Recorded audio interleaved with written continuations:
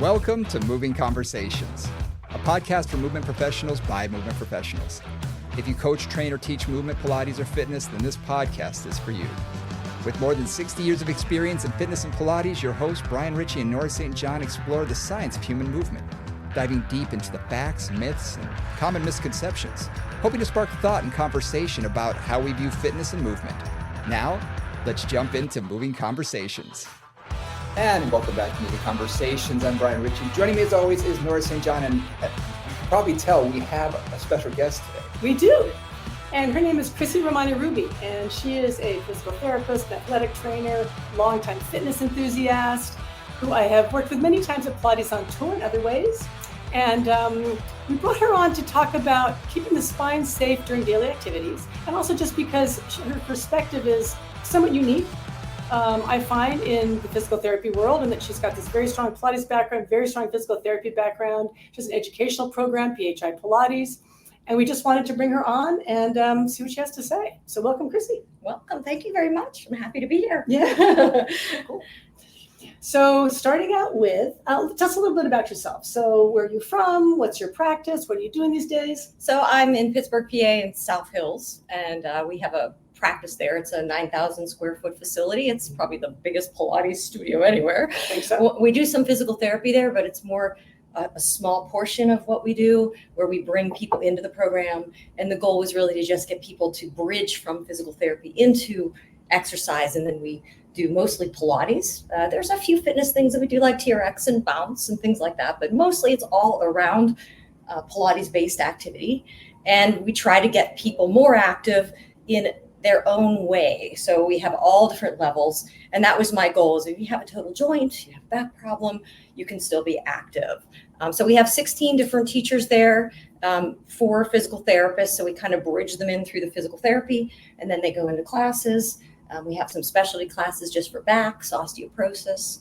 And that's kind of what we're working on right now, is just building that practice. And it's been really busy. Awesome. Which is good. Yeah, very, very busy.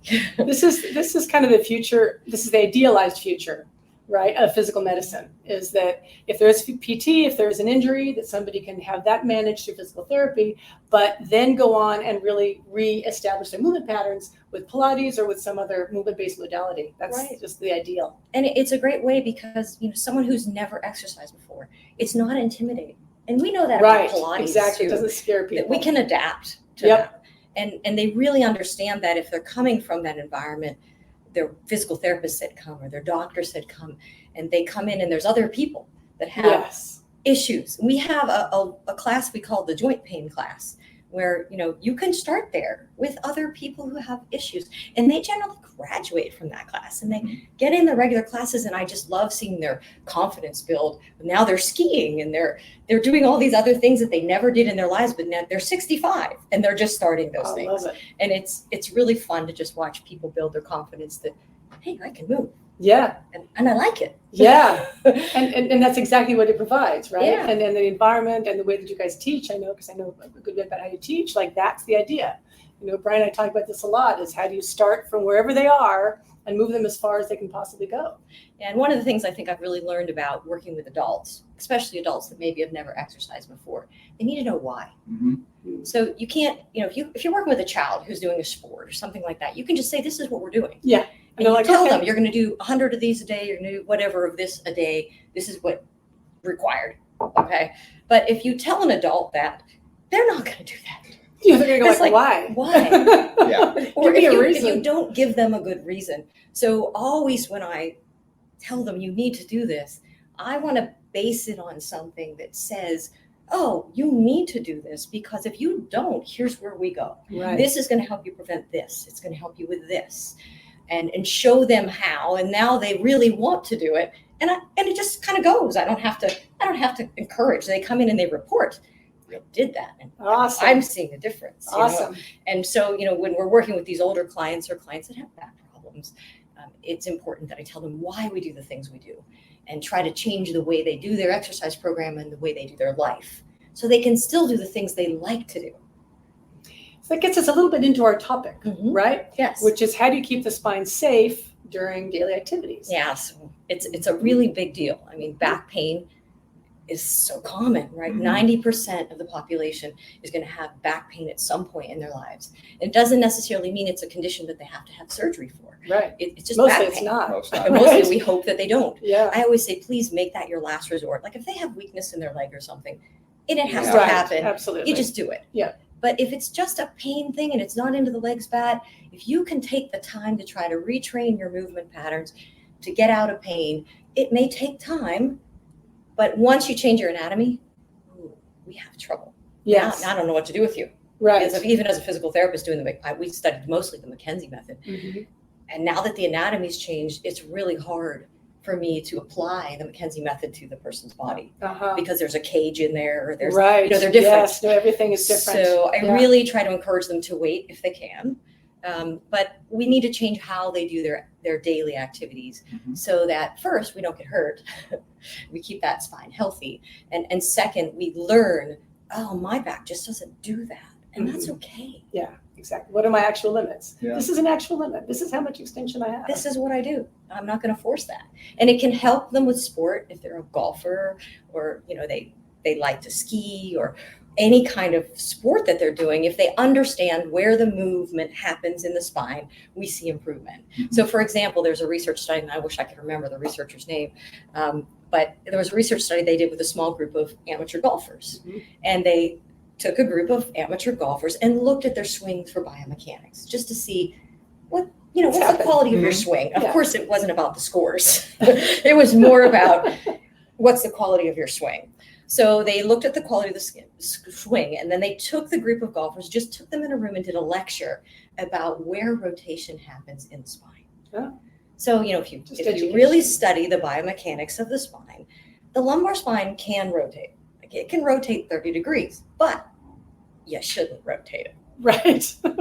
It's not meant to rotate. It's not, the bones aren't shaped that way. And if you do, it's like herniate me every time you rotate, right? So what they told them is rotate from your chest, where rotation is supposed to happen, high in the thoracic spine.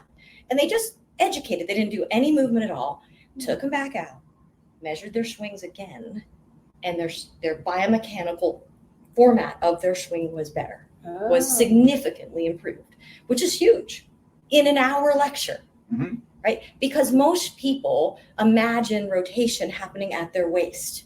Yeah. That's where I twist, at my waist. That's the image, And rotation doesn't really happen there. Right. It happens at your hip joint, and it happens high in your thoracic spine. And if you're limited there, now you're going to put it here, and then you're going to hurt yourself. It also comes down to motivation. You're talking about golfers who, you tell a golfer, this is going to get you 10 extra yards. This is going to cut two marks off your game or whatever. You're going to see them really apply. Oh yeah, there you go, right? Really apply. And that sometimes is a great motivating factor. And I use that with a lot of my golfers. It's just, here, we're going to do this. Why? It's going to help your golf game. And I explain it because, as you said, what I find interesting is the similarity between us is we're not just instructors in the sense that we're instructing our client in front of us, but we're educators. Yes, we have time to do that with them. We want to educate them. I want them to know their body. I wish that they taught more anatomy and physiology in high school when it was mandatory rather than elective in some of the sciences. Yeah. Because then they'd actually understand a little bit more about what's going on in this, which we carry around with us every day. So, I mean, it's important for that. So they will have motivation. And even like you said, I have a lot of clients who rush to surgery because they're just dying to get out of pain. I got to get out of it as soon as possible. And when you explain to them, this might be a 6-month process, but you don't have to have surgery. So you're not going to effectively change your structure for life. But we can keep your original structure. We can get you hopefully out of pain, get you better movement quality, and teach you how to do this, but it's going to take time. It's hard to convince people of that sometimes because they just want to be out of pain today. Yeah, well, a lot of times you have to explain to them that it's going to be 6 months anyway. Anyway. You have that surgery. If you have surgery, you're going to have a month of That's downtime. It's going to be longer. Yeah. And Absolutely. if you take that 6 months and you get yourself strong, if then you have to have the surgery. Absolutely. It's okay. Then you're still much It's better okay. off. We have a big group of PHI Pilates masters that teach in Japan. Yeah. So PHI Pilates is very popular there, and they just call it PHI Pilates. They think it's all Pilates. Right. It's like there's many brands of Pilates. Right. I try to tell them, but we have a famous surgeon there that does back surgery. He's very famous in Japan, and everyone lines up to have surgery with him. But it takes like a year to get an appointment with him. So recently, I work with a lot of the masters. She got a client that he's scheduled for the surgery. Well, the surgeon actually told the gentleman that's going to have the surgery, while you're waiting for surgery, go find PHI Pilates. Like, go find a teacher and start Pilates. Because what he told the person is like, first, you might end up not needing surgery. Right, which is good for everybody. And second, it gets them off the schedule. You guys are so busy, right? And second, it's going to help you. If you do have to have the surgery, you're going to heal better. So, the thought is, it's not wasted time. No. It's time testing to see if you need that procedure. Now, there are times when there's a drop foot, or you have damage happening to your nerve. That pressure has to be released. Exactly. So there are certain situations where your doctor will say, if you don't do this, you're really going to hurt yourself. Yeah, but we hope you don't get there, because we're going to help you move better, right? Yeah. And I think, like we said, that client really understanding how their body should move, learning that, and being able to visualize it in their mind. We have this opportunity while we're training them to teach them that. Yes. So many people, they do something like a seated twist, and they really think that they're supposed to rotate tonight. Like they actually think this around. Chest will go to that side wall to 90 degrees, and they're going to force and cheat and destroy to get there. With that image in their mind. And I'm like, you know what? A professional golfer has 35 degrees of thoracic rotation, right? When they're young. Yeah, exactly. When they're mobile. And their eyes like cross as they're looking at me like, really? I don't turn my chest off. I'm like, no. And they're like doing yoga, and they're trying to get that whole twist to get it. And they want their half moon to be lined up to a wall. It's like, you don't have that much hip rotation. Some people might, right? But that's your professional ballerina. That's a rare one. Yeah. And that's the difference. How often do you have to tell someone, look, you don't have the genetics. You were not created to do this. You can enjoy golf. You can enjoy tennis. You can enjoy something. You're not Roger Federer. Yeah. You're not going to have the same amount of power, extension, rotation, all of that he has. Whereas, you have what you have. Let's maximize your benefit. What you have. Exactly. And get you as good as possible, rather than trying to compare you to someone who is a genetic freak. Basically, in the best way possible. In the best way possible. Good what they do. Exactly. Yeah. So I think just that little bit of education and understanding where motion happens. One of the big things that I spend time with golfers, I know we've been on the golfer thing, but even baseball players, anyone with a rotational sport, is they're so obsessed with having more rotation that they go into their gym or their environment where they're working out and they work on rotation. Right. And I have to pull them back. It's like, guys, when you rotate, one side of your thoracic spine extends, one side flexes. If you don't have sagittal plane motion of flexion and extension, don't even try the rotation yet. Yeah. You're beating on something and you're just causing damage. So I step them back and say, you know what? Until you get enough thoracic extension for me, we're not rotating. We're only extending. Yeah. Generally, people have plenty of flexion. Yeah. So the thoracic spine will extend, I think it's 35 degrees. Or no, you're flex 35 degrees, 20 to 30 for extension. So Maybe. Exactly, depending on age. Right? So the thoracic spine begins to get stiff. Oh, yeah. At age 16. Really? So imagine. I know that. This is why I'm here. Yeah, seriously. I'm old. Right? So as you get older, that thoracic spine needs more extension in order for you to maintain it. And if you have something like scoliosis or, a genetic kyphosis or maybe osteoporosis, those kinds of things are going to limit you further. And we've got women golfers, male golfers with osteoporosis, and they're beginning to get that. And 1 in 2 women over age 65 have osteoporosis, 1 in 4 men. So they're golfing. Chances are good. Some of them out there are golfing. So we need to look at the sagittal plane motion first and not force the rotation. And that's something that even when I'm teaching the personal trainers at the university or I'm teaching the Pilates instructors in our educational program is like, back up. I know you want them to get rotation. They want rotation, but you have to teach them that there's mechanics to rotation. And if they don't have those bony mechanics, twisting is just going to be painful and hurtful. Yeah. Well, if they don't have the proper amount of stability in their lumbar spine, they're just going to continue to wrench We'll do it down there. Exactly. So, and that's what they're taught. I mean, you spent a lot of time in the gym when you were in college and high school and everything. Things like the Russian twist. Oh my. And all of these exercises that we were taught for rotation and these machines that lock you in and force you to twist. And you hear people saying, twist at your waist, twist at your waist. Like you said, you're just asking for a hernia. You're asking for a herniated disc. Yeah. But that's in their mind is where they need to rotate from. And sometimes even just gentle reminder, as you said, of turning more through your shoulders. And rotating up. Rotate up, unscrew from the turn the lid off the mayonnaise jar. Exactly. I use the image of a barber pole, the red and white lines that go up. I mean, when you rotate, it's up. And if you tell a client that doesn't know this, you can kind of see they're like, oh, that feels so much easier. There's some new motion. Yeah. Wow. Why didn't I know that before? Yeah. You know, so I think that the visual cue, the understanding of actually how the biomechanics work, like other little things like, well, I know it doesn't work for golf, but if I look to the right, all my muscles that turn me right are turning on. So if you're going to turn right, look right. Exactly. Don't try to turn and look over here. No. You know? Now the golf thing, I don't know if I understand why they look down while they're swinging the ball. I'm not a golfer. I've tried. No. Probably because I do try to look. Right. So I'm not sure why of that, but you know, the idea that when you are working out and you're working on your rotation, gaze where you're going. And that question comes up a lot. It happened in my class yesterday.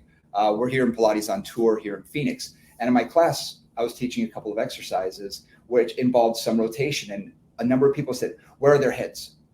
Where should they be looking the whole time? And my philosophy is use all of it. Yeah. So allow the gaze to go with it because it allows more rotation. Allow the gaze to stay straight and see how that feels. What feels more natural.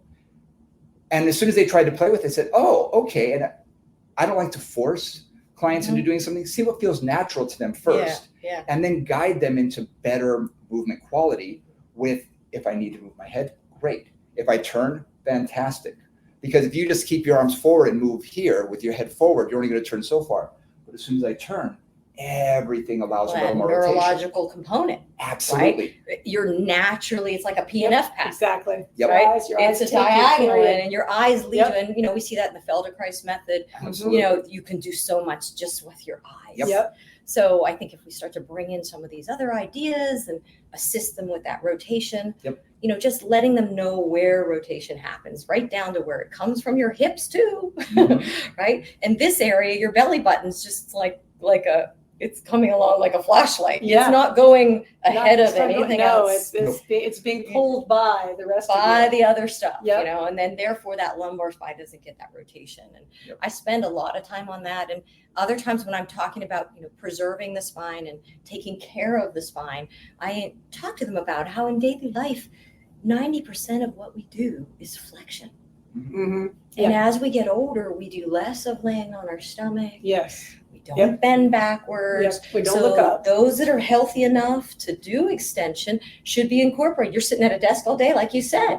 You should be looking up. And when you look up, you should be able to get your face parallel to the ceiling. And if you can't, you've been looking at your phone too.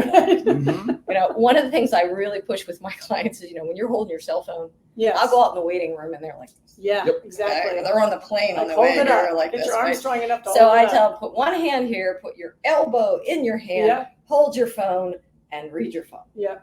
Exactly. And then switch arms. Exactly. And try to type with that left hand. Right, exactly. Right. But I mean, just get that phone up where, you know, in your computer, whatever you're looking at. I even bought like a little desk for near my couch because I like to go and sit on the couch a little bit. And I got my laptop down here. Exactly. And it's changed things for me. So just just lap desk setting too, your here. environment up to not be flexed all the time and to interrupt flexion activities with extension activities.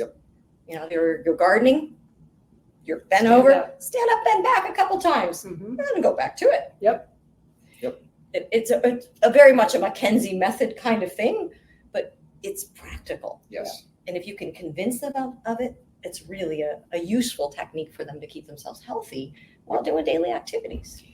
So we've talked about the idea of educating, right? You've talked about the idea of educating about rotation specifically, right? Especially for our rotational sports athletes.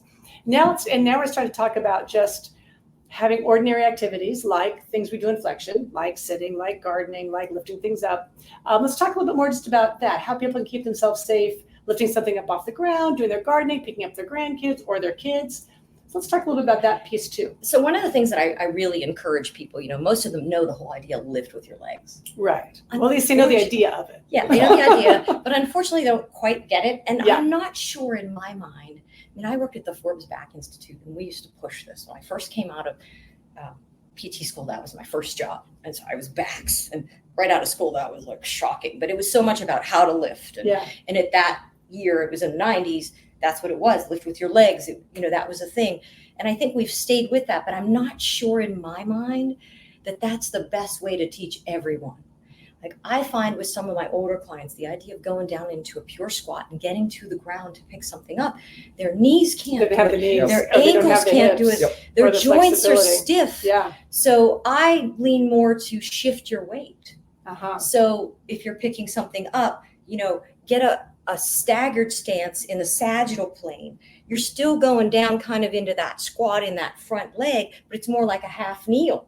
And then when you're coming up, you're actually shifting backward to bring that weight. You're like picking up a child, that works great. Just to be able to lean and draw that child to you. And a lot of them, that's their main, look, I want to pick up my grandchild. Exactly. I want to get down on the floor with my grandchild. I want to do these things. So I tend to encourage, especially in that older adult, rather than just the lift with your legs. They are still using their legs, but a weight shift component, things like, let's say, loading the dishwasher. Right. So make sure your toes are pointing in the direction that you're going. So if I'm getting the dishes from the sink and I'm putting them in the dishwasher, I am not leaving my toes to the sink and going, herniate me every time I go to the dishwasher. I'm actually going to turn at least one foot, and then I have them airplane.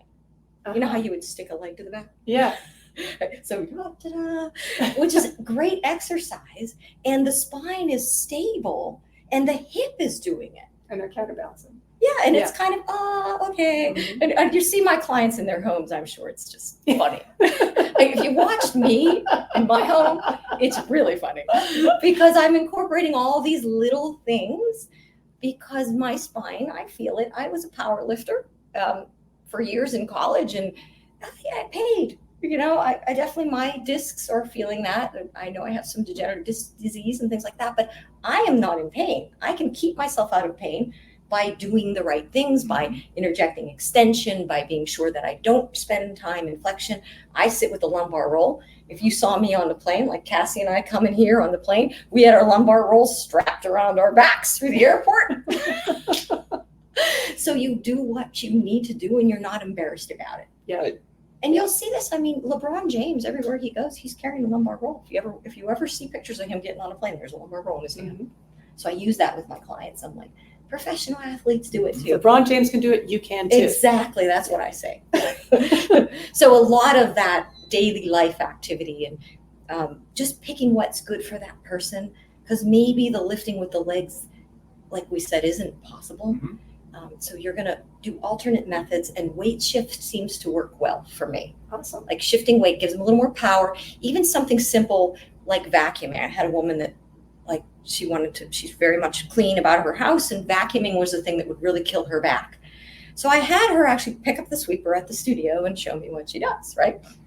So it was like undoes in my arm. All with her arm. Right? Yeah. I'm like, okay, take a step forward. It's a dance. This is move your body. Here's your She started just putting on music and dancing with the vacuum cleaner. Love it. She found it hilarious. And her husband comes too, so like he would come in and just talk about her vacuuming. Like this is a whole new scene. Nice. But talking about changing your whole life, the pain is gone. because that's what she's doing a lot, right? Presumably. Well, she likes that. Right. She likes she said, I love the tracks in the carpet. Yep. She's very clean about that, and she wants to be able to do her own house cleaning, and she's 65. So she's like, I don't want to hire a maid. I want to do that myself.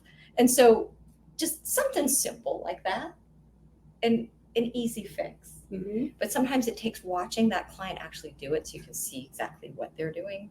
Yeah. Oh, absolutely.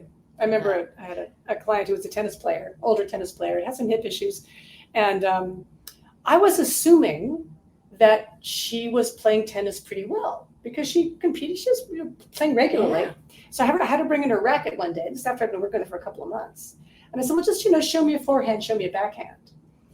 And she moved like a butterfly. It's like step, hit.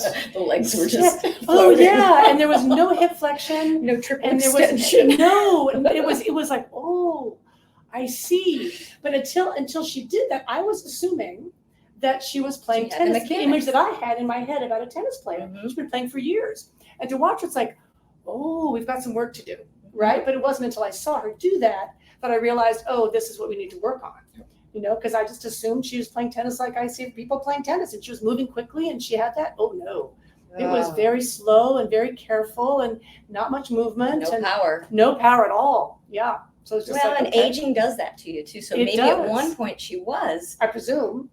doing it well Yeah. and lost that power factor, Yeah. which really happens, Yeah. and then people just kind of change the way they move. And if we can help identify that, and I find it interesting because, I obviously haven't played every sport. I admitted that golf is not a thing for me, Yeah. but I have a lot of golfers, and I don't hesitate to tell them that, look, I don't golf, but I know the mechanics that you need to, I can't fix your score, Right. but I can keep your back happy while you golf. Right. And they're thrilled with that. Like, Yeah. they really don't care at this point about their score. They just want to be able to go play 18 holes and not be crippled Exactly. when they're done. Yeah. Yep. Because it's a social thing. Yeah. Yep. Same with pickleball and tennis. And I don't play those sports, but like you said, just let me see what you're doing. Right. That's almost the key. How many times have I taken someone to their car Mhm. and watched them get in and out of it? Yeah, Mhm, exactly. I had one client That even was- who baked, not joking. Every year, her best friend would come in from the West Coast, and she would bake like 20,000 cookies in 3 days. They would do it for everybody that they knew, and it was their Flexion. Oh my God. Plus standing. And- incredibly wealthy marble floors. Oh, good Lord. And she Makes my back always- hurt just thinking about it. Yeah, she always complained. And finally, I'd Ask never gone questions. to the house. Right. She invited me over, and I was working with her son too, and I saw the floors, and I went, oh, this explains a lot. Now I know. I saw how big the kitchen was, and I said, oh, okay. So I made her get those soft mats. Yeah. And she goes, but they don't go with the decor. I said, oh, it's okay. You hide them. When When people company's come over. coming. Yes, you use them Exactly. when you're baking. But Right. and she goes, oh, and she said, it decreased it probably by 50 to 60%. But that's great. Mhm. But it was huge. Yeah. For her, that was huge because she could take care of herself. And again, who decides to bake for 3 days nonstop and, And expect not, not Right. to not hurt? to feel something. Yeah, Yeah. It's Right. like gardeners who out of nowhere go into the It's garden spring. for 3 days. Yeah, And then when you do a new yeah. activity, you're going to be sore. Exactly. But watching them, know what their environment is like, know what kind of car they drive. I ask that all the time. If they drive an SUV versus a sports car. Oh, no wonder your back bothers you. Just the car You're Right. an inch and a half off the ground. Exactly. Mhm. And you have no And you're in the And you have no bucket. inflection. Bucket You have seat. really tight hamstrings and your legs are like this. Okay. Exactly. A little bit of Exactly. flexion stress. So those type of things, it's important for us to understand, because then we can make modifications and we make suggestions that can help them, possibly get in and out of the vehicle better, how to bake better, how to garden better, things like that. Yeah, just education, Exactly. right? Taking the time to talk to them. And I think in the medical system, there's not a lot of that time. No. The time is These not doctors, available. they're testing and they're doing the vital things, Yep. but there's not that family doctor that's really knowing the person Yeah, and able to do that discussion. So you kind of become that for people. absolutely. And because we see them regularly, I mean, I have clients who've been coming to me twice a week for 17 years. Oh, yeah. Exactly. I mean, as a PT, that's Uh-huh. unheard of. No, yeah, that doesn't Right? happen. As a physical therapist, That like doesn't- 6 no. weeks, high five, bye bye. Exactly. And that's why I do what I do, because I don't like to say bye. Right. I want to see how it all turns out. And you want to see the change. Yeah, my oldest client, love her to death. She just passed away. Oh. She's been a client of mine for over 22 years, Wow. 95 years old. Her and her husband both came, but just watching her go through the stages of her life Yeah. and all the things that she had, and I'd see her come through and I knew her history. Just the day before she passed, she was in hospice. I went to visit, and it was just, it's like becoming part of someone's life. Absolutely. And it was rewarding, and I could watch the changes in her and adapt her program for her. And that's, I think, with the exercise program side of it, where we can really help, whether it's the exercise they do with us or something they do on their own. They have to understand that their body is changing, and they can't do what they did when they were 18 over and over and over for the rest of their life, which is kind of what I see sometimes. They're still in the same gym rat mode. They could still go to the gym. It's just now we have to target different things. Right, and we were talking about this on the way over. So let's go into that a little bit more. Yeah. So you said, you've got some guys, and I know Brian has a few of these too, who've been doing the same workout that they did when they were 20-year-old football players in college. Yeah. And they're now 55 or 60 or 70. Yeah. And it's like, really? Is this a good idea? Do we still need to keep that same routine for many reasons? But let's talk through that a little bit. Like, how do you adapt to those changes as you age, as you grow, as things change for you? Well, I generally start with showing them an example. So I'll give them a weight, and I'll ask them, especially if they're older, we get into maybe 60 years old, and you can kind of see it in their posture, the loss of muscle mass and the stance and the posture, that sure, they're lifting those weights, but that they're not really doing it with the muscle they intend to use. So I'll give them a heavy weight in their arm, have them stand sideways to the mirror, and just have them do a bicep curl. And it's interesting to watch, because as they get older, the humerus, the top bone of the arm, will move backward when they bicep curl, because they've lost mass of their bicep. So sure, they're still doing curls, and they think they are, but it's doing nothing for them, because really all they're doing is retracting their humerus. They're almost doing kind of a row against no gravity force. So I show them that, and they're like, And then I put their humerus in place and hold it there with my hand. Put the same weight in their hand, and they're like, oh. That's a lot harder. Oh. Right? There may be flexibility components that are inhibiting as well. They're going to feel all of that. So I try to let them feel something like that. I have other little examples if that one doesn't work. Because you got to show them how they're aging. Well, not just show it, but I always say if they can't feel it, they can't change it. Exactly. Nor do they want to. Once you point it out, and they can actually see, either visually or feel, like, oh, that's totally different. That's when they can actually change. Now they're drinking the Kool-Aid. Right. Now they're like, oh, now I'm on board. Yeah. I'm good. What do I do next? Yep. And I love it when they come in maybe that second visit and they're kind of starving. Yes. Like, what are you going to change today? Yes. Here's what I do in the gym. They want to write it all down. Yeah. Show me how to change all those exercises. And then they're excited. Well, and then we're doing Pilates, new. And they're also doing something with me, but then they do like to go to the gym too, and I'm good with that.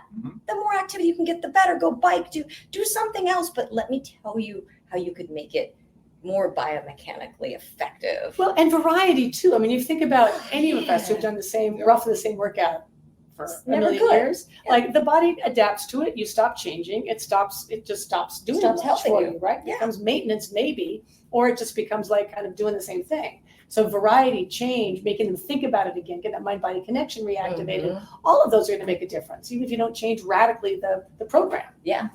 And we use a lot of measures with these people too, to kind of show them, like we'll do their grip strength, because grip strength is a great measure of frailty as you age. And, we've got scales and grids they can look at to see where they are on that. And then we motivate them even more by maybe just the tug test of getting up and walking and coming back. Something simple, a sit to stand test, the 5 times sit to stand. It's amazing what these people can't do that they don't know they can't do. I make them walk the line, and they're like, I can't believe I can't do that. I didn't know I couldn't do that. And they're staggering like a drunk. Yeah. And then they're motivated. I'm like, in your hallway every day. Exactly. And in 2 weeks, they're walking the line again. Exactly. And they vowed to never let it go again. Yeah. I'm going to do that every week. I'm like, you have to, because age is always kind of working against you. Yeah. And you've got to now target the things that we know you're going to lose. So we begin to change the workout to target fast twitch fibers of the legs, triple extension, triceps, glutes, those things that we know you're going to lose. It's no longer about you playing football. Right. It's about you continuing to program be able you to walk, did then. move, sit for Yeah. the next 20, 30 years. Yeah, the program you did then was to train you for football. Right. I'm going to train you for life. Yes. Like you got to now train to literally get out of that chair. Yep.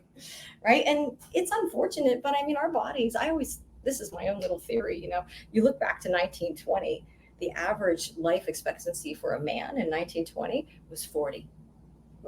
The average life expectancy around now, I don't know what exactly it is now, but is 79. So we have stretched the life of this physical body. Yep. The assumption of how long you've got to keep it going. It's going to stay alive. But do those knees really handle that? Do the muscles really stay with that? Do what you want to do up until whenever. I mean, I really only want to stay around that long if I can. If I can keep still doing something. Move and think. Yeah. Right. I need both of those things. Uh-huh. Right. And we have to practice those things. So, I try to encourage them in that way without making it depressing. Sure. It can be a positive experience. Just because you didn't measure well on your grip strength today doesn't mean that we can't improve that. Mm-hmm. And then there's this little motivation and maybe a testing coming up. We're going to retest you in 3 weeks. We're going to check you out in a little bit just to make sure you're doing your stuff. We're going to see if you actually make a change. And if you don't, maybe if you are doing your activities well, maybe we need to bring in nutrition or we need to bring in some other kind of help for you. Yeah. There may be some reason that you're not maintaining when we're trying to give you what you need. Yeah. I also find giving them examples in whatever sport, whatever they're interested in, even if they're not, some of them love tennis. Yeah. They don't play, but they love to watch it. Just say, okay, Roger Federer is how old? Mm-hmm. Do you think he trains today the same way he trained when he was 18? Right. No, there's a lot more recovery. There's a lot more massage, nutrition. He travels with all these people for maintenance because it's his job to get on the court. So for him, it's all about recovery, strengthening what he has, and being able to snap back and have that resiliency the next week or the next match, which is important. Tom Brady, any of the older athletes, I try and find out what they're currently doing because it's an easy way for me to say, well, look at even someone like LeBron, who isn't a young guy anymore. And you say, okay, he's training a lot differently than he used to. And he has to because his body has been run like a thoroughbred for so long. It's breaking down. It's breaking down a lot faster. But he still has skill. But he has skill. He has skill. So Absolutely. he'll be fine if he can keep things operating. Yeah, Absolutely. exactly. We will be fine. He's got this. He's got the tactics. He's got the strategy. He's got the insights. He's got the brilliance. But you got to keep the body able to facilitate that. Yeah, exactly. Keep it healthy. Yep. And it's a great way just to get them to understand your body's changing. Yeah. You are getting a little older. Even the greatest people of all time had to modify. So we have to modify yours. So maybe we'll put in a little bit more stretching, a little bit more release work, a little bit more whatever they need. Yeah. And add an active recovery and things like that. So they say, oh, okay. And then they can think in their head, well, I'm training just like so-and-so. Exactly. That's a great way to, that's a great way to do it. It's a motivator for certain people, not everybody, because not everybody plays a sport or whatever. Yeah, and you have to tie it to that person. Yes. Just like anything else. There has to be a reason that matches for them. If it's picking up their grandchild, it's all about their grandchild. If it's, what is the thing that you really want? Do you just want to look better? Do you want to stand better? Right. Maybe it's appearance. Maybe you want your clothes to fit better. Whatever we will wrap it around whatever your motivation is. Absolutely. And tie it to that. And it's still the same goals that are still going to help you in the long run. I had a client who was, her husband was a very well-known attorney in the Bay Area, and they like to travel. They like to do kind of major adventure travel. Like they would go to the Azores and they would go to these funky, weird island places and do all this kind of crazy stuff. And she was rather short. She was under 5 feet and rather round and had arthritis like everywhere. So there's just issues. And her major thing was, this was her goal, I need to be able to get in and out of buses. Right, because buses are often a pretty tall step. Right, you kind of like that's a huge thing. And so, in her case, for her, it's like, okay, well, we're going to do the chair every time. Yeah. Standing. Right, exactly. Just standing first. We just put the pedal down, little standing, press down, and we do some little lunges up like every time. And she's like, I hate this. It's like, I know. But just think about that bus. And, you want to climb that stair. Right, you want to climb that stair. You need this. But it worked. It worked. Motivated. Exactly. Right? It got her motivated, so she would do it. And she was like so thankful. She'd go on her 3-week or 6-week vacations because they'd go on these crazy long vacations. She'd come back and said, I got on every single bus. Reminds me of a client that I have. Her husband sees me regularly, and he's super active. He's a roofer. He's over 65, but he's extremely active, and he's on the roof all the time. Yeah, at 65. Yeah, and he's great. Like when he started Pilates, he sent me a picture of him on the peak of a roof doing airplane. Oh my gosh! And I'm like, please don't do that. He's got no fear of heights. Please don't do that. So his wife then started coming, and she's very fit and active too, but she has trouble keeping up with him. Yeah, because he's like a gnat. Like he's just going, man. And her goal when she came in is, I need to train to keep up with him. Yeah, there you go. He's dragging me on bike rides. Yeah, he's, I was like, yeah, I know. I'll slow him down. I'll try. We'll speed you up. Yeah, but really, sometimes you're just training to be able to keep up, to do the things you really want to do, and that's okay. And I think that all of us need to do it. If we don't, there's a point where we suddenly just get old. Yeah. I had a client say that to me the other day. His wife had COVID, and she now has long COVID, and they're older. And so because she's been in this state of long COVID, they were people that would travel, like go do something. They're in their 70s, and, go do something. And he's been tied at home. And he's like, I hope this doesn't make us old. He said that to me.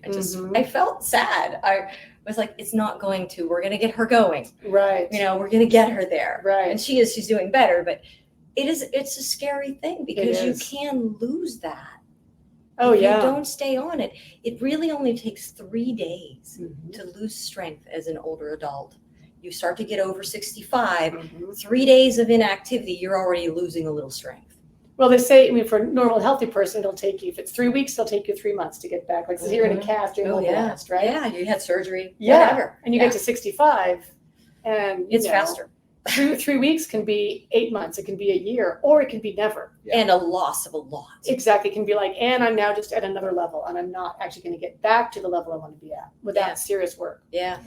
That you don't have the energy for at that age. That's the thing. I know. Like, how hard do you want me to work? I was like, really? I'm going to climb that? Oh, really? Yeah, really? Sure. Can you give me a shot of energy or something to help me out with the coffee? Caffeine is not going to be enough. Yeah, it's interesting what you were just saying. I think sometimes we have to, as trainers, physical therapists, also remind ourselves about their age, that you've been working with them for a period of time. Okay, so maybe you've been working with them for, like you said, 17 years. I've had some clients for 20 years. Yeah. Because their body's aged, their brain hasn't necessarily. They still think they can do what they used to do, but their goals have changed. And I think we have to remind ourselves, what are their goals for today? And adjust with them. So your long COVID person is going to be different today than they were when you were training them before. And sometimes it's hard to reset our own brain because we think, oh, they wanted to get back to this, this, and this. It's like, well, that was before. We have to modify that and rethink ourselves. Okay, here are their new goals and objectives, and try and find what motivations are going to get them to that next level, because everybody is different. Yeah, and if those goals are still really high, you're never going to be able to say you met it. Yeah. So what I'm doing with that long COVID lady is I'm moving those goalposts. Yeah. Exactly. I'm setting whole new goals. Yep. So that she doesn't really notice that I move them down. Yeah. But I'm setting whole new goals so that, okay, this time you're going to do this many reps, and then we're not going to rest as much this time. Right. Like I've been giving her long rest between activities, and, we spend a lot of time talking. Yeah. Which we never did before. Right. And now I'm kind of keeping track of how much do we talk, and the goals have changed, that we're going to do 10 exercises instead of 5. Yeah. And then telling her, look what you did today. Yeah. Because the goal has to be smaller, and the step you have to have the goal so they know that they're improving. Well, that's just it. It can be very demoralizing to never reach your goal. Oh, it's awful. Yeah. And then you just lose interest. You lose interest, and I'll never be able to do it. So and motivation goes poof. You just give up. Right. So sometimes you have to. Yesterday's class, someone said, unrealistic goals. I said, you have to create those to be realistic for that person. And someone also said, well, I say shoot for the moon. I say, it's great if you get there. But if that's your ultimate goal and you never achieve it, that can be very demoralizing for people. And Sure. sometimes their goals are irrational. I had a young girl. She Sometimes. came Yes. in and she's a young married woman with a young baby. I can't remember how old her baby, maybe 4 or 5. Fairly, likes to work out, thin, but her problem was hypermobility, just not enough muscle mass, right? Yeah. And doing yoga and just so sent from the physical therapist to me. So bringing her into Pilates, she's really excited about it. And I, of course, start with, well, what are your goals? She says, well, she pulls up an Instagram Oh boy. and she shows me this person standing on their head. Okay. She's like, I want to be able to stand on my head. Now, before she told me the goal, she told me that she was having trouble picking up her baby, trouble working around the house. Yeah. Daily life activities were troublesome. Challenging. So I took a deep breath Uh-huh.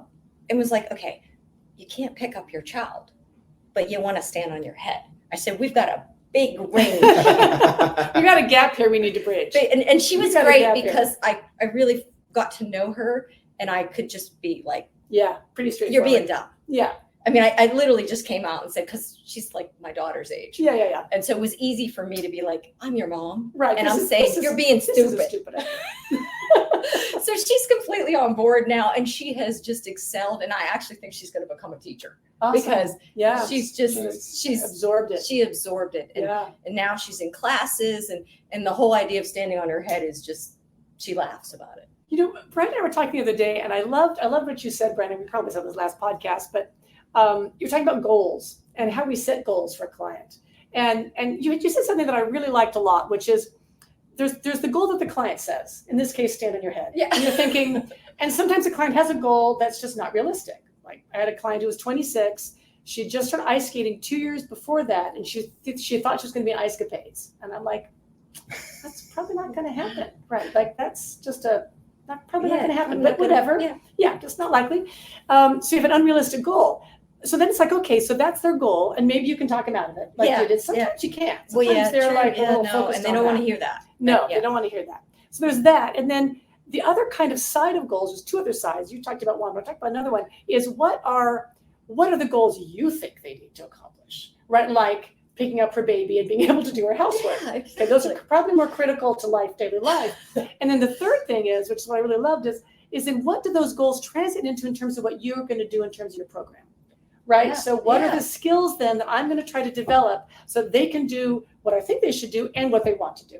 Yeah. Right. So that whole process of there's 3 levels of goal setting in a way. Definitely. Yeah. And making them realistic. And making them for sure. realistic and stepwise. Well, like you said, if you have that person that really, they don't want to let go of that goal. Yeah. One thing I did with this young girl, in addition to me just saying, Right. being her mom. This is not right. And then after I became her mom, I thought, maybe not good if she's only with me. So I put her with my daughter as perfect. a teacher Perfect. because they're about the same age. Yeah. And I wanted her to see like my daughter as a role model. Yes. Not that my daughter's perfect, but that, look, she's fit, Yeah. but she's not super skinny. Yeah. And she's not standing on her head and Yeah. she's happy with, and they hit it off. Awesome. Nice. So like I see the client maybe once every 2 months and she does classes, but then occasionally she sees Cassie. So I think also appropriate to know if you have other people working with you Yeah. that maybe Who's the match? there might be a good match. Absolutely. Absolutely. It's called personal training for a reason. Yep. Yes. You got to find your person. Yes. And I often say that when I start new clients, especially if I'm assigning them to someone else, I'll say, they weren't my client at all. I'll say, look, if you start with that teacher and you feel like it's just not clicking, Yeah. come to me. Mhm. Because all of us are not offended by that at all. Right. We actually are so busy that We're happy to pass give them on. a client away. Yep. And so they come and they'll say, oh, no, perfect match or not. And I try to think in my mind who would match by Yeah. age, by Yeah. their skills. Yeah. And I think that's, if they can get someone they can relate to, it's a good thing. Absolutely. And someone that can actually explain. In a language that they can understand and they Yeah. can relate to. Well, like Cassie looks at Instagram. She showed me that Instagram. I wouldn't even know how to find the picture. Right. I Exactly. mean, Cassie proceeded to say, no, look at the background of this person. Right. Yeah. Right. She can kind of talk her through kind the of talked her through and specifics. put her on some of what good is happening here. Instagram channels that Yeah. gave her things that, like Cassie started her on another channel where they like talk about, getting up from the floor without using your hands. Yeah. So give her some Nice. some realistic goals. realistic functional challenges Yeah. to do rather than challenges that made no sense for life. Right. Yep. Yeah. So she then would come in and be like, well, look, I got this. I can get up without using my hands. And those were good things. And that was Cassie's idea. Yeah. So, Awesome. Nice. I would have never thought of that because Right. I don't really play with Instagram. Exactly. But she was able to, again, And capture bring it to who her. she was, make it relevant to that client, which is what we're always And trying really to do. all that client was looking for is some things that would motivate her. Yeah, exactly. Like to a change, challenge. to work. Yeah. I find social media interesting when you say that can be motivating, because sometimes we joke about this all the time. We see people post all of the circus tricks in fitness, Yeah. and someone will say, I want to do this. And it's like, oh, so would I. I'd love to be able to do that, and that's not happening. Can you talk to my husband? When you see it, you're like, dang, okay. No, we're not doing that. But there are some interesting ones that are a little easier. They're good. That are good. They're that are quality healthy, functional things. safe, effective. And it's like, okay, this I could show someone. Mm-hmm. But it's all about getting the eyeballs for the person. So the crazier they can be, Yeah. The better for them. Yeah. Two BOSUs and a TRX Yeah, and it's balance just something nuts. on your It's head. nuts. And Yeah. it It's goes nuts. beyond, and we see it in the Pilates world where they're doing things that, It's like, why was that necessary? yeah. Right. And occasionally patently unsafe. Like the equipment actually shouldn't be used that way because you're going to break something. If not Yeah, yourself. it's like, think about it. Do you Yourself need, you're first. kneeling on top of the equipment. Do you need the box Right. on top of that and Exactly. kneeling on the box? Exactly. What's the difference between kneeling on the box and just kneeling on the machine? Right. Why do you need to be higher? Why did we add the box? Exactly. To make it higher to fall? Right. Yeah, exactly. Yeah. To make it more precarious. Yeah, it's kind of a, Yeah. Yeah. Poorly thought out. yeah. So sometimes I have to pull my teachers back and say, Yeah. okay, let's think Hang about, on. Let's think we, about this. when I used to work for AFA, we had these questions that we would ask about every exercise. And it was, like, what's the purpose of the exercise? Is it really doing that? Mhm. And then the third question was like, does the risk outweigh the benefit? Yeah. Right. Which is I love that. So I teach those 1, 2, 3, man. questions, Yeah. and then at the end, are you doing that? Right. Right. So there's 4 questions. Yep. And if you ask that about what you're giving your client, Yeah. what was your goal? Is it doing it? Does the risk outweigh the benefit? Yep. If you can just answer those things, do I toss this over my shoulder and say never again? Exactly. Or this is a good exercise? Or put on Instagram and say, not for the faint of heart. Yeah. Like, I am doing this for Instagram because it looks I want to good. get followers. Right, because it looks good, period. That's why I'm doing this. Not for everybody. Not recommended for the rest of you. Everybody, Yeah. exactly. For us, I always remind my staff, I say, is there greater than like a 2 to 5% chance that this will cause injury rather than benefit? Yeah. And a lot of people say 20%. No. I want down to like less than 5%. Because if there's even that chance, there's a million exercises. Choose something else. Oh, yeah. There's so many things you can do. There's Boy, you want to work the repertoire's glutes? endless. You could name endless things. Exactly. If you have to be propped up on something with a strap around your leg and falling off, I could get that with you laying on the floor doing a bridge. Exactly. Right, exactly. Nice and safe. All 4s, leg lift. Exactly. Add a It's little still ankle working the weight. glutes. Right. Yep. It's not going It to doesn't have to hurt feel like you. a circus act. No. And that Novelty may is feel just fun novelty. to the client once in a great while, as long as it's safe. Mhm. Yeah. But if it's not beneficial to any significant degree, Why bother? then neurologically, they're going to be fighting it the whole time. They're not really Yeah. learning anything. They're not getting much benefit from it, except for, yay, I did 1 rep. Yeah, and they might get hurt. And Yeah. they might get hurt. And then That's we're the big set one. back by Yeah. how many months of Yeah. broken bone or whatever Yeah. happens, right? Exactly. It's no fun. Exactly. No, that makes a lot of sense. Yeah. And clients, for the most time, I always say this, clients do not generally get bored as quickly as the instructor does. Yes. It's true. Right? Clients Uh-huh. need, again, you can modify something by just adding a little arm choreography or changing the order of things. Yep. And they're like, woohoo, or adding a toy. Oh, we're going to put something between your ankles. Oh, it's a whole new exercise. Right? For the most part, they don't get bored. They don't. It's And the instructor who's getting bored. true. And mostly. my longtime clients, they love to do the same. Yes. I might change 2 exercises in a Yes. repertoire of 12 Exactly. in a class setting Exactly. each time. That's Just to what- give them, here's 2 Yep. new things I say today. about 80-20. And then everything else, we're Mhm. repeating the same thing so that they can really get it. Yes. Mhm. They can connect their mind to Yeah. their movement, and then they fine tune it, spark, then we throw it out. And Exactly. we replace it with something new. Exactly. But you have to give enough repetition for them to actually learn it, because yeah. the body learns. I always say the brain learns quick, the body learns slow. Yeah. You got to give it the chance to actually make the change and figure the thing out. Then you can let it go. Well, this is a constant thing with me and Yeah. teachers. Yeah, exactly. It's constant. We have meetings, and it's just like, guys, I've said this quit before. changing it so much. Like, Yeah. stick to some of the basics in every class. Yeah. Give them the basic movement, Mm-hmm. and don't fuss with fancy stuff so much. It's Mhm. not that important. Right. Yep. Yeah. I have a few instructors that they're bored. Yeah. Right? They're bored. Yeah, it's They're the not, ones. not about the client. Well, when you've seen 8 clients today and every one of them has done a row. Yeah. By the 5th or 6th person, I'm bored with the row. The person in front of me hasn't done it yet. I'm the one Right, that's and they bored. might have done it for a week and a half. And they may have done it for a week or Right. whatever. Yeah. So for them, it's the most beneficial exercise we can be doing at the moment for whatever they need. Right. But my brain is like, It's like, oh, oh, I are gotta we do doing this this again. again? I'm going to say those same cues again. Exactly, but no, But this is your job. it's This is my what job you do, and That's you're your good at it. job. and it's the person in front of me. Exactly. It's Exactly. what Different they cues. need. That's what's important. Yes. It's not you, it's them.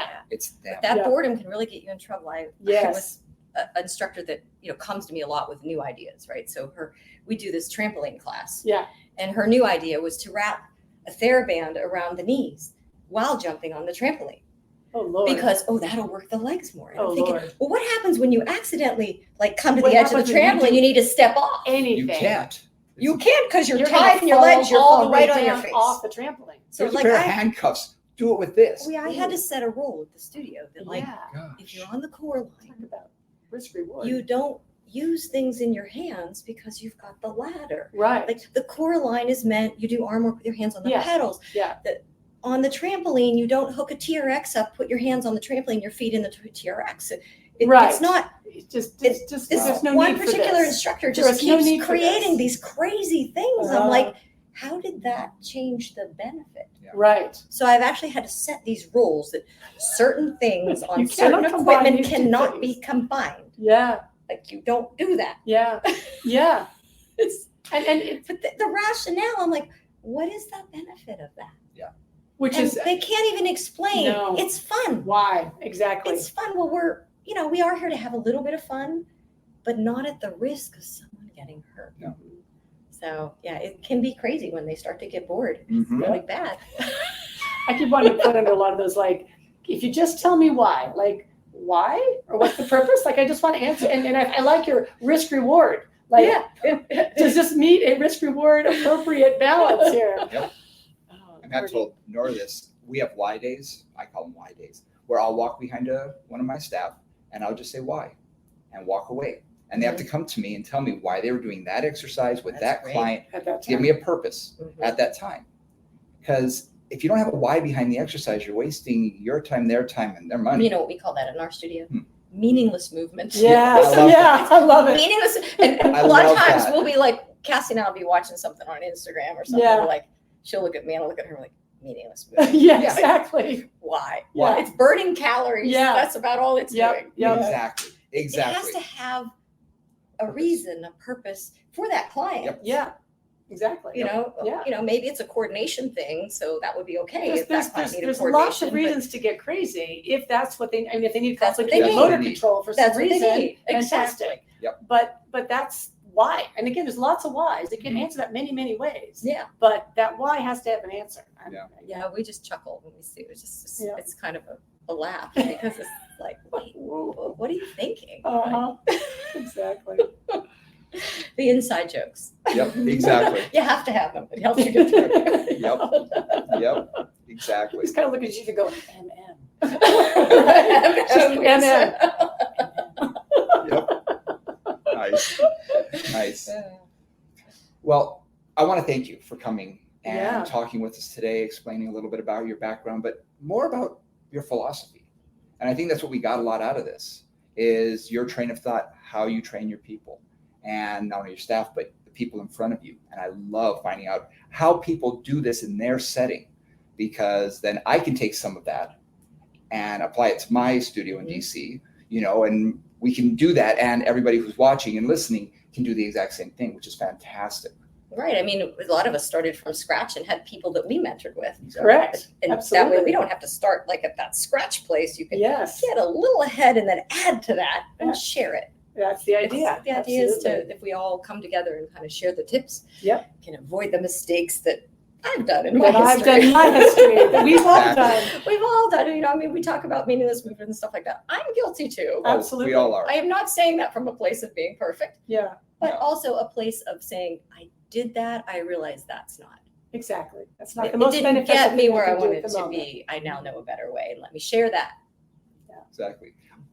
So thank you. Anything that you want to promote? Any social media So things we you want to actually do? just started a app, Yes. and it's Oh, a cool. Apple Android app, and it's free.